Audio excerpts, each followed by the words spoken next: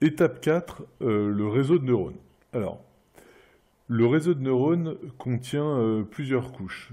Il contient une couche d'entrée provenant justement de l'opération de flattening, un nombre de couches cachées, en général entre 1 et 3, et enfin une couche de sortie avec un nombre de neurones proportionnel au nombre de motifs à classifier. Donc le réseau de neurones possède des neurones, comme vous le voyez, et chaque neurone possède des entrées et des sorties. La valeur que vous voyez au centre de chaque neurone représente une probabilité entre 0 et 1. Les neurones de l'avant-dernière couche représentent chacun une spécificité du motif à classifier.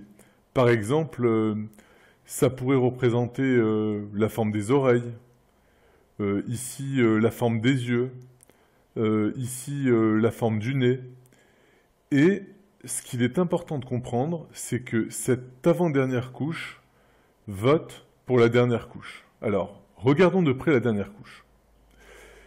Chaque neurone de la couche de sortie est capable d'encoder deux possibilités de motifs. Donc, celui-là pourrait représenter la possibilité d'encoder soit un chat, soit un chien, et celui-là, un éléphant.